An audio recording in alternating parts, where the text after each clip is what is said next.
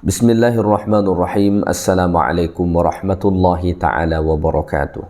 Alhamdulillahi wa kafa, wassalatu wassalamu ala rasulihi al-mustafa wa ala alihi wa ashabihi wa man tabi'al huda, amma ba'd. Alhamdulillah, sentiasa kita merafakkan kesyukuran kehadirat Allah Ta'ala kerana Allah masih mengurniakan nikmat-nikmatnya kepada kita semua. Tuan-tuan, puan-puan, muslimin dan muslimat yang dikasihi lagi dirahmati Allah Ta'ala sekalian, insyaAllah pada hari ini kita dapat lagi meneruskan kuliah tafsir dan tadabbur Al-Quranul Karim. Pada kuliah yang lepas, Alhamdulillah, kita dah sampai sehingga ayat 2 surah Al-Mujadilah. So pada hari ini insyaAllah kita sambung bermula ayat 3 dan ayat-ayat seterusnya nanti insyaAllah Ta'ala.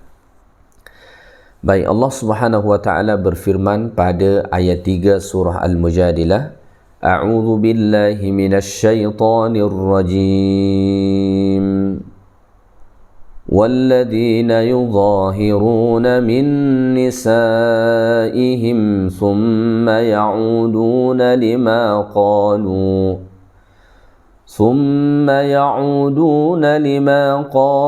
فتحرير رقبة من قبل أن يتماسا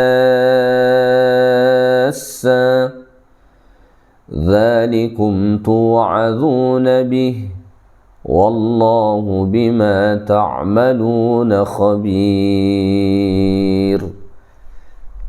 Ayat Allah Ta'ala ni masih membicarakan tentang zihar, khususnya berkenaan tentang kafarah zihar. Jadi ayat 3 dan ayat 4 selepas ni, ini dua ayat yang menjelaskan kafarah zihar yang mesti ditunaikan seorang suami apabila dia menzihar isteri dia.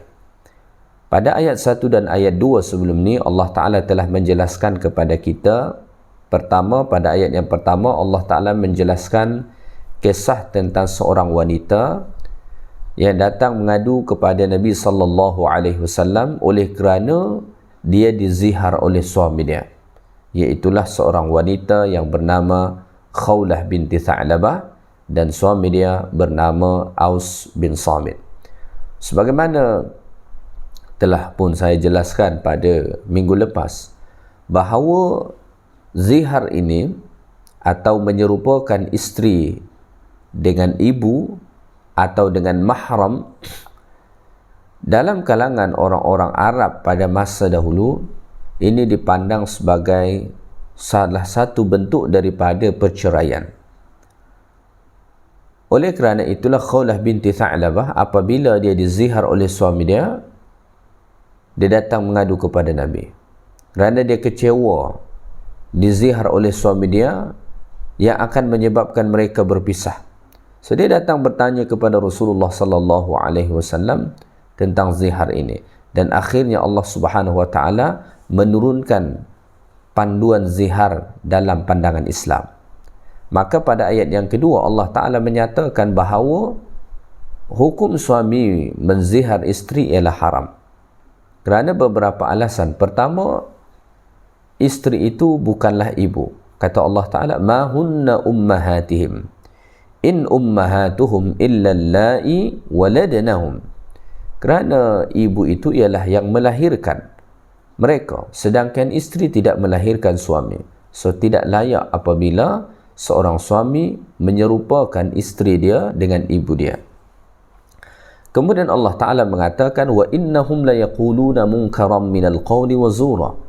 Allah Ta'ala mengatakan bahawa ucapan yang menzihar isteri itu adalah satu ucapan yang mungkar, yang diingkari oleh syarak, dan satu ucapan yang dusta ataupun palsu kerana tidak sesuai dengan fakta sebenar. Dan Allah Ta'ala menyatakan, wa innallaha la'afuwun ghafur. Allah itu maha pemaaf lagi maha pengampun. Kata Syekh Ali As-Sabuni rahimahullah, ya, ini menunjukkan bahawa menzihar isteri itu ialah dosa ataupun haram kerana Allah Ta'ala tidak akan memaafkan ataupun mengampunkan, melainkan untuk sesuatu yang haram. Kemudian pada ayat 3 ni Allah Ta'ala menjelaskan, walladzina yuzahiruna min nisaihim, dan orang-orang yang menziharkan istrinya, ya, suami-suami yang telah menzihar istri dia. Kemudian thumma ya'uduna lima qalu, kemudian mereka berbalik dari apa yang mereka ucapkan, apa yang mereka ucapkan terhadap istri dia. Kalau zaman dahulu mereka biasa mengatakan anti alayya ka dhahri ummi, kamu, dia kata kepada isteri dia, bagi saya seperti belakang mak saya, dengan maksud dia nak mengharamkan isteri dia tu untuk dia, yang menyebabkan mereka bercerai. Ya, itu pada zaman dahulu. Tetapi apabila Islam datang, zihar itu tidak menyebabkan perceraian. Cuma perbuatan itu ialah satu perbuatan yang haram dalam Islam. Bahkan ada sampai ulama memandang itu satu dosa besar. Menzihar isteri ialah satu dosa besar. Maka kata Allah Ta'ala, dan suami-suami yang menzihar isteri mereka. Misalkan ada seorang suami mengatakan, kamu ni macam perut mak saya, kamu ini macam belakang mak saya, atau kamu ini macam, tangan kamu ni betul-betul macam tangan saudara perempuan saya. Kerana dalam pandangan syariat, menzihar itu bukan sekadar menyerupakan isteri dengan ibu, tetapi termasuklah menyerupakan isteri dengan mahram, khasnya mahram mu'abbad, ya. Jadi tak boleh menyerupakan isteri, seorang suami dia tak boleh serupakan isteri dia, khasnya daripada sisi fizikal, dengan mahram dia, tak boleh, ya. Khasnya mahram yang ada hubungan darah langsung dengan dia, seperti ibu dia, saudara perempuan dia, ya, tak boleh. Maka apabila misalnya berlaku dan suami ingin kembali daripada situ, summa ya'uduna lima qalu, kemudian dia ingin kembali. Makna al-aud dekat sini, makna kembali, ada sebagian ulama mengatakan al-azmu ala ruju'i 'anil zihar, ya, dia memang hendak kembali, berazam ingin rujuk daripada zihar itu, ingin kembali daripada zihar itu, ya. Kalau talak, istilah dia rujuk, ya. Misalkan suami mentalak isteri dia, talak 1 ataupun talak 2, kemudian dia ingin kembali bersama isteri itu, maka bahasa yang digunakan ataupun istilah yang digunakan ialah rujuk. Dalam zihar, apabila suami menzihar isteri dia, maka perkataan yang digunakan untuk kembali mereka bersama itu ialah al-aud, ya.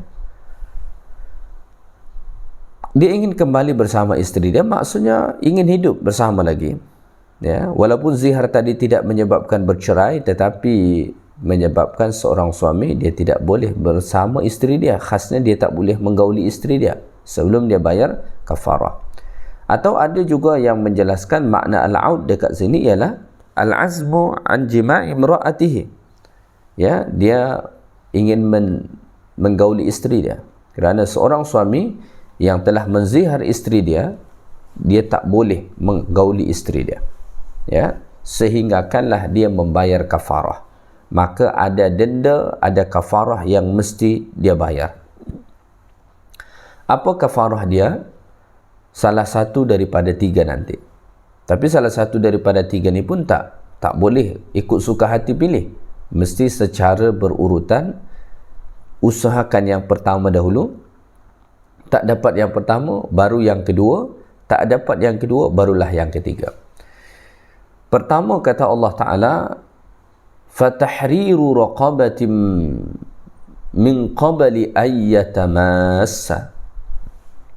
Pertama, kafarah dia ialah hendaklah suami itu memerdekakan seorang hamba sebelum mereka berdua suami isteri itu bercampur.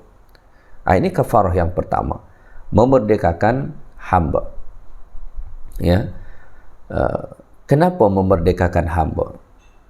Kalau kita melihat kafarah-kafarah yang ada dalam Islam, ya, terhadap pelanggaran-pelanggaran terhadap hukum hakam syara', itu biasa kafarah Allah Ta'ala tetapkan untuk memerdekakan hamba sahaya. Kenapa? Kerana sebenarnya Islam datang bukanlah nak meneruskan bentuk perhambaan, tetapi maksudnya ialah ingin menghapuskan perhambaan, tetapi dengan cara yang agak perlahan. Sebab itulah apabila ada orang melakukan pelanggaran terhadap hukum hakam syariat Allah Ta'ala, maka sanksi yang diberi itu banyak dengan cara memerdekakan hamba sahaya, ya. Fatahriru raqabah, maka dia mesti memerdekakan raqabah, hamba sahaya, ya. Dalam Al-Quran kita ada membaca tahriru raqabah dan ada fakku raqabah, seperti dalam surah Al-Balad, ya. Falaqtahamal aqabah wa ma adraka mal aqabah fakku raqabah. Apa beza tahriru raqabah dengan fakku raqabah?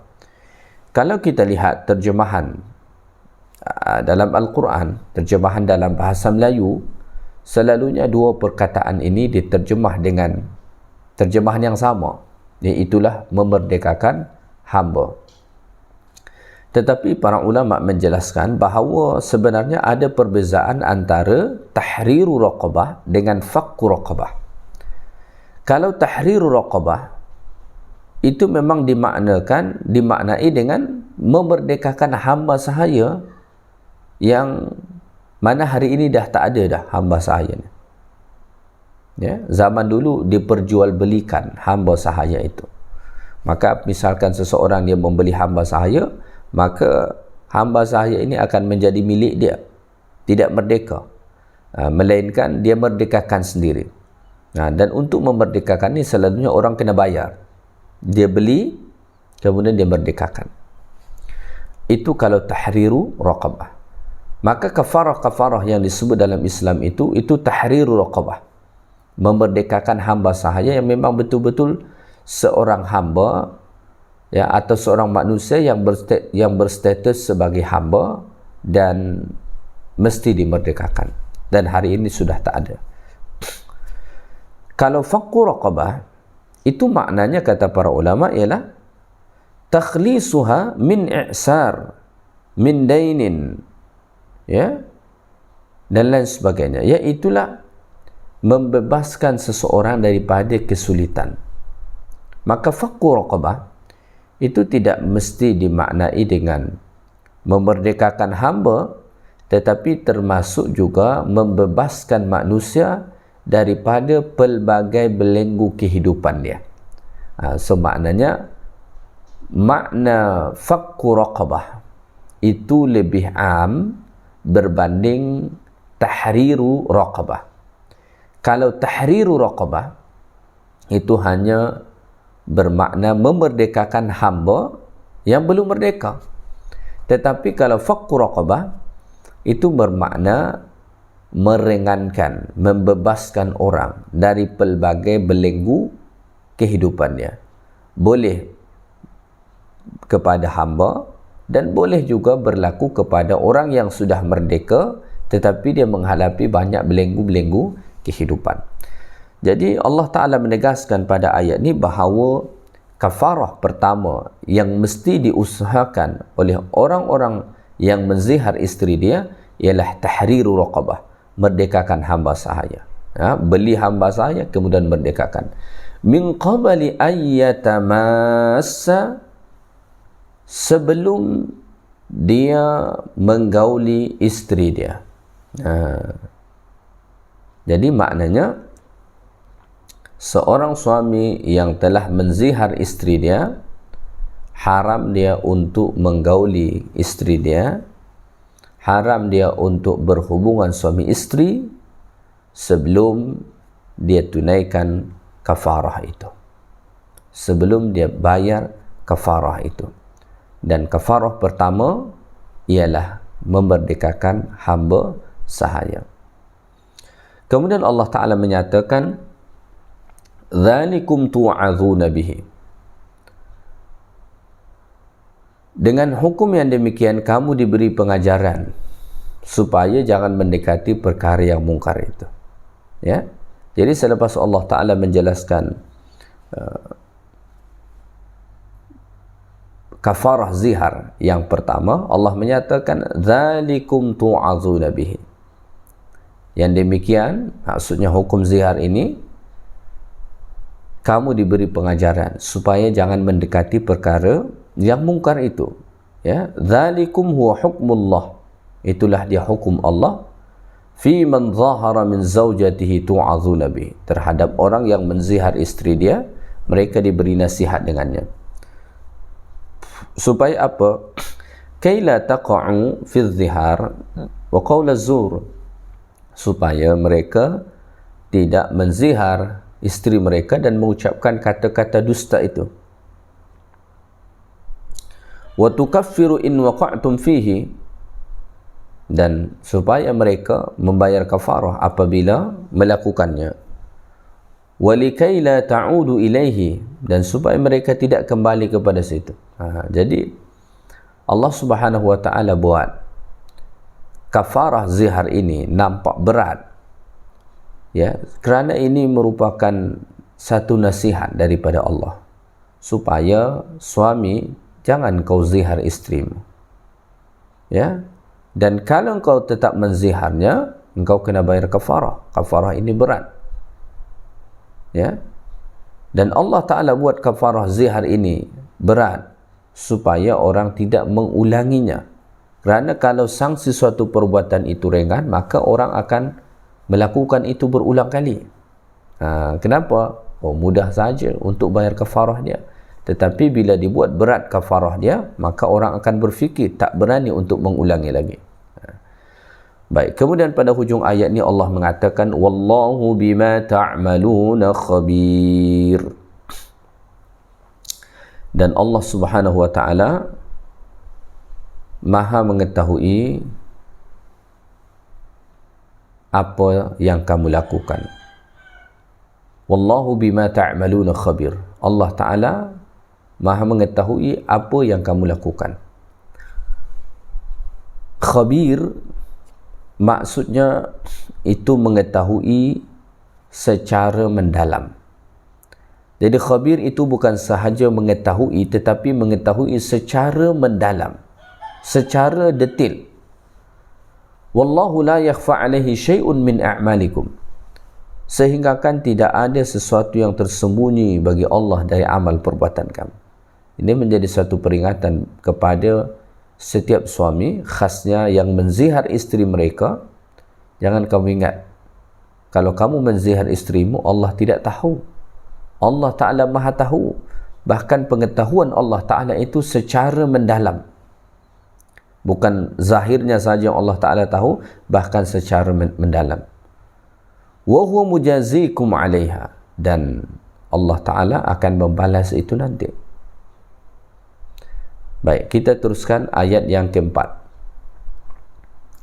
Ayat yang keempat Allah Ta'ala berfirman, فَمَنْ لَمْ يَجِدْ فَصِيَامُ شَهْرَيْنِ مُتَتَابِعَيْنِ مِنْ قَبْلِ أَنْ يَتَمَاسَّا فَمَنْ لَمْ يَسْتَطِعْ فَإِطْعَامُ 60 مِسْكِينًا ذَلِكَ لِتُؤْمِنُوا بِاللَّهِ وَرَسُولِهِ وَتِلْكَ حُدُودُ اللَّهِ وَلِلْكَافِرِينَ عَذَابٌ أَلِيمٌ. Kemudian, sesiapa yang tidak dapat memerdekakan hamba, maka hendaklah ia berpuasa 2 bulan berturut-turut sebelum mereka suami isteri itu bercampur. Ini bentuk kedua daripada kafarah. Ya. Kata Allah Ta'ala, فَمَنْ لَمْ يَجِدْ, sesiapa yang tidak dapat memerdekakan hamba sahaya. Maknanya, dia dah berusaha untuk menjalankan kafarah pertama tadi, ya, atau option pertama tadi, iaitulah untuk memerdekakan hamba sahaya. Sebab itulah perkataan فَمَنْ لَمْ يَجِدْ ini menunjukkan bahawa seorang suami yang menzihar isteri dia, dia mesti usahakan kafarah pertama dahulu. Seandainya dia tidak menemukan, tidak mendapati hamba sahaya untuk dimerdekakan, sama ada mungkin kerana ketidakmampuan dia untuk membeli hamba sahaya kemudian untuk dimerdekakan, ataupun mungkin oleh kerana memang hamba sahaya sudah pun tak ada macam kita hari ini. Hari ini dah tak ada hamba sahaya. So kita tak akan mungkin mendapatkan hamba sahaya. Maka Allah Ta'ala sediakan pilihan yang kedua. Jadi Masya Allah, Allah Subhanahu Wa Ta'ala memberikan kepelbagaian syariat itu untuk memberikan satu keringanan kepada kita. Jadi dalam memberi sanksi sahaja, Allah Ta'ala tu masih tetap dengan sifat rahmahnya, dengan kasih sayang Allah Ta'ala. Ya. Maka dalam kafarah sumpah ni, mohon maaf, dalam masalah kafarah zihar ni kalau kita tengok, Allah Ta'ala bagi 3 pilihan nanti. Kenapa Allah Ta'ala tak buat satu saja?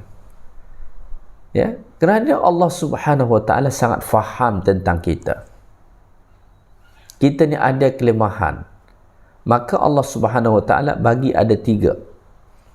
Kalau tak mampu yang pertama, engkau boleh pilih yang kedua. Tak mampu yang kedua, engkau boleh pilih yang ketiga. Ini bahagian daripada kasih sayang Allah Ta'ala. Jadi kasih sayang Allah Ta'ala tu hatta kepada mereka yang melakukan perkara yang tak dibolehkan Allah, masih ada kasih sayang Allah Ta'ala. Sama juga misalnya kita buat dosa, Allah Ta'ala masih ada kasih sayang dengan kita. Apa dia? Allah Ta'ala beri kita peluang untuk bertaubat. Oleh kerana itulah, tidak ada yang paling sayang kepada kita selain daripada Allah Subhanahu Wa Ta'ala. Faman lam yajid, sesiapa yang tidak mendapatkan hamba sahaya, oleh kerana mungkin dia tak mampu untuk membeli hamba sahaya, ataupun oleh kerana mungkin sudah tidak ditemukan lagi, maka option yang kedua ialah fasyamu syahraini mutatabi'aini, hendaklah dia berpuasa 2 bulan mutatabi'aini, dan mesti berturut-turut. Ini cukup berat. Kita puasa sebulan pun kita rasa dah penat sangat dah. Ni 2 bulan pula. Dan 2 bulan ni mestilah mutatabi'ain, mestilah berturut-turut pula. Maka kalau batal satu, ulang balik. Batal satu, ulang balik. Oh, ini cukup berat. Kita puasa Ramadan sahaja dalam 1 bulan, kadang-kadang mesti ada yang batal oleh kerana keadaan, mungkin ada yang sakit, ya, ataupun musafir, ya, ataupun mungkin wanita yang melahirkan, mengandung dan lain sebagainya, menyusui. So kita puasa 1 bulan saja, kadang-kadang kita mesti ada sehari ataupun 2 hari tak puasa oleh kerana ada uzur, seperti misalkan sakit dan lain sebagainya. Ni pula 2 bulan. 2 bulan qamariyah. Ya, mutatabi'ain, mesti berturut-turut. Jadi Masya Allah, kalau kita melihat kafarah zihar ini memang cukup berat. Kerana Allah Ta'ala tidak ingin seorang suami menzihar isteri dia. Allah Ta'ala ingin mengingatkan kepada para suami, pada para lelaki, jangan sampai zihar isteri kamu. Kalau kamu zihar, memang kamu tidak menyebabkan kamu bercerai, tetapi engkau mesti mendapatkan sanksi yang berat atas perbuatanmu menzihar isterimu. Maka puasa 2 bulan secara berturut-turut, tak boleh batal. Kalau batal satu, dia kena ulang balik. Andai kata dia dah puasa ni 1 bulan setengah, dia dah puasa, baki 2 minggu saja lagi habis dah, tiba-tiba dia sakit, tak boleh puasa, maka dia kena ulang balik daripada awal. Baik.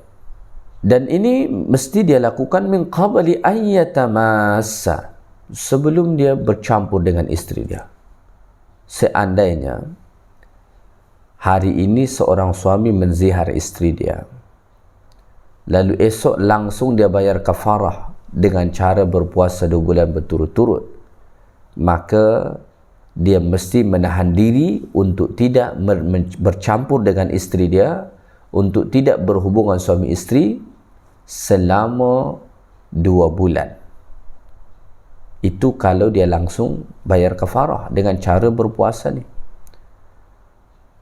Kalau seandainya dia masih tangguh lagi, maknanya semakin lamalah baru boleh dia berhubungan suami isteri. Baik, kemudian Allah Ta'ala sebut, faman lam yastati', bagi sesiapa yang tidak mampu, ya, maksudnya dia tidak sanggup berpuasa. Perkataan faman lam yastati' dekat sini menunjukkan dia kena cuba dulu. Maka disebutkan para ulama, la sabila ilal it'am, tidak boleh memilih membayar kafarah untuk memberi makan, illa inda adamil istita'ati 'anis siyam, melainkan kerana tidak mampu untuk berpuasa. Ya, so faman lam yastati', sesiapa yang tidak mampu untuk berpuasa, fa it'amu sittina miskina, maka dia boleh memberi makan 60 orang miskin. Tetapi ini tak boleh langsung dipilih. Oh, saya tak boleh puasa ni. Dia kata tak boleh tu sebenarnya dia boleh. Cuma dia kata dia tak boleh, dia malas, dia rasa berat. Maka ini tidak berlaku. Seseorang yang menzihar isteri dia, dia kena usahakan dulu yang pertama, tahrir raqabah. Tak ada ataupun tak boleh, maka yang kedua dia kena cuba dulu. Kalau dia masih sihat walafiat, so dia kena berpuasa 2 bulan berturut-turut.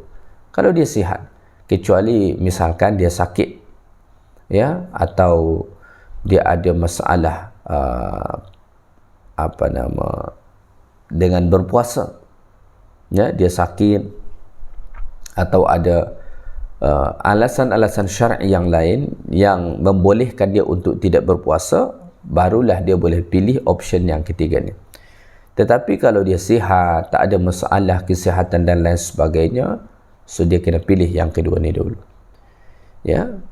So kalau tak mampu berpuasa, fa it'amu sittina miskina, maka berilah kepada 60 orang miskin makanan. Dia perlu untuk memberi makanan kepada 60 orang miskin. Makanan ni boleh berbentuk makanan yang langsung untuk dimakan, ataupun boleh dalam bentuk bahan makanan. Ya, contoh dalam konteks kita, mungkin kita bagi beras. Katalah 1 orang 1 cupak. Bagilah kepada 60 orang miskin. Al-Imam As-Sa'di rahimahullah ketika mana beliau mentafsirkan ayat ni mengatakan macam ni. Seseorang yang hendak membayar kafarah zihar, misalkan dengan memberi makan atau bahan makanan kepada 60 orang miskin ni, dia tak boleh serahkan kepada seorang saja atau beberapa orang. Misalkan dia kumpulkan ni, 1 orang miskin 1 cupak, so dia dah siapkan 60 cupak. Tetapi 60 cupak ni sekadar dia beri kepada 1 atau 2 orang saja, orang miskin. Kata Al-Imam As-Sa'di, ini tak boleh. Dia mesti bagikan kepada 60 orang miskin. Oleh kerana pada ayat ni Allah Ta'ala dah menyatakan sittina miskina, 60 orang miskin. Maka mesti kepada 60 orang miskin. Tak boleh dia bagi sekadar, mungkin dia beri kepada 3-4 orang miskin. Memang jumlah itu 60 cupak, cuma dia serahkan kepada beberapa orang miskin saja.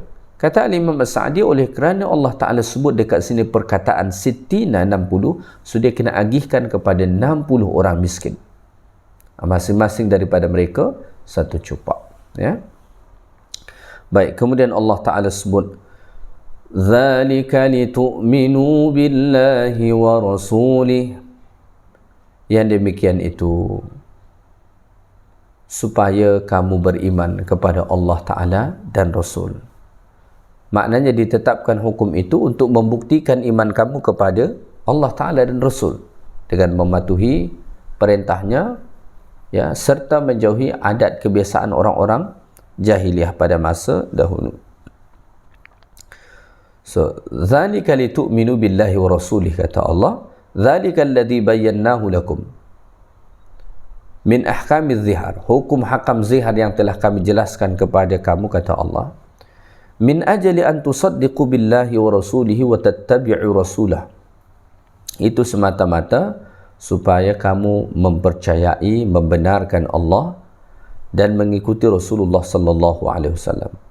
Wa ta'malu bima syara'ahu Allah, dan supaya kamu melakukan sebagaimana yang disyariatkan Allah Subhanahu wa taala. Wa tatsraku ma kuntum alaihi fi jahiliyatikum, dan supaya kamu meninggalkan amalan kamu pada masa jahiliyah dahulu, iaitulah perbuatan yang suka menzihar isteri. Orang jahiliyah dahulu suka mereka menzihar isteri. Kalau mereka dah tak suka dengan isteri mereka dan ingin berpisah dengannya, maka selalu mereka menzihar isteri mereka dengan makna supaya isteri itu jadi haram untuk dia. Baik, kemudian pada hujung ayat ni Allah mengatakan, wa tilka hududullah, dan itulah batasan-batasan hukum hakam Allah, hudud Allah Ta'ala. Ya, hudud itu bentuk jamak daripada had. Had dah jadi bahasa Melayu, ya, kita sebut had. Ya, ma haddallahu min hududin wa mana'a ibadahu min tajawuznya illa li khairin yuriduhu lahum. Allah Ta'ala tidak menghadkan dan melarang hamba-hambanya daripada melampaui batasan-batasan itu illa li khairin yuriduhu lahum, melainkan kerana kebaikan yang Allah inginkan. Jadi kita dalam beragama ni, Allah Ta'ala tidak membuat batasan-batasan ataupun had-had dalam agama ni yang tak boleh kita lampaui, melainkan kerana ada kebaikan yang Allah Ta'ala inginkan kepada kita. Fahu a'lamu bima bihim wa bima yaslihuhum wa yus'iduhum fid dunya fid darain. Kerana Allah Ta'ala lah yang lebih tahu tentang kita, dan Allah Ta'ala yang lebih tahu yang paling maslahat kepada kita, yang paling baik kepada kita, yang membahagiakan kita fid darain, di dunia dan di akhirat. Oleh kerana itulah Allah Ta'ala buat ada batasan-batasan, ada had-had tertentu yang tidak boleh untuk kita lampaui, oleh kerana Allah Ta'ala yang paling tahu tentang tentang diri kita. Baik, so sampai ayat 4 ni selesai membicarakan tentang hukum hakam zihar, ya. Jadi itulah kafarah zihar yang ditetapkan oleh Allah Subhanahu wa Ta'ala kepada suami yang menzihar isteri dia. Pertama, kafarah zihar itu ialah tahrirur raqabah, merdekakan hamba sahaya. Zaman sekarang ni sudah tak ada. Maka kalau tidak ada yang pertama, maka lakukanlah yang kedua, iaitulah fasyamu syahraini mutatabi'aini, berpuasalah 2 bulan secara berturut-turut, tak boleh batal. Ya, dan semasa dua ini, ya, sebelum dilakukan 2 perkara ini, seorang suami dia tak boleh menggauli isteri dia, dia tak boleh bercampur dengan isteri dia.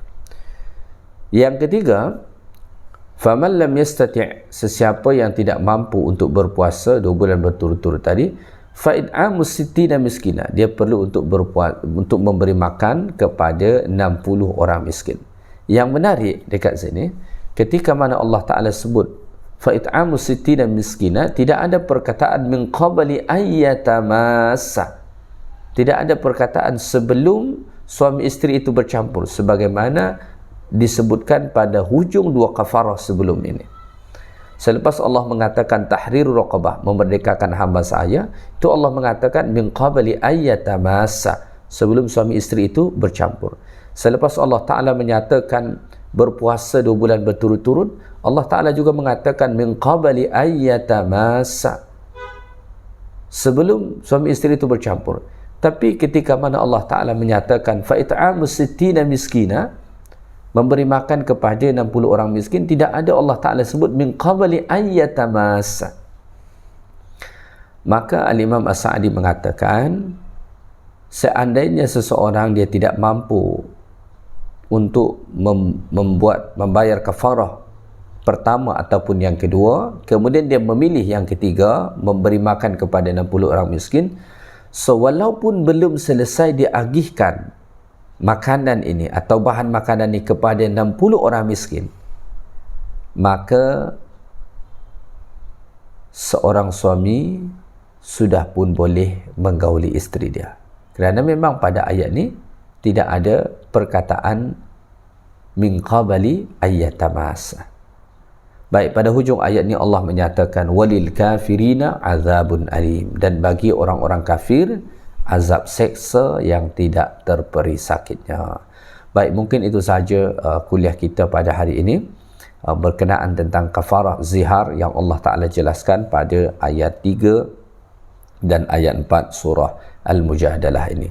Mudah-mudahan dapat kita faham dengan baik dan dapat kita amalkan dalam kehidupan kita, insya-Allah. Yang baik daripada Allah Ta'ala, segala yang kurang daripada saya. Subhanakallahumma bihamdik, asyhadu an la ilaha illa anta, astaghfiruka wa atubu ilaik. Wa sallallahu wasallam ala nabiyyina Muhammad walhamdulillahi rabbil alamin. Assalamualaikum warahmatullahi taala wabarakatuh.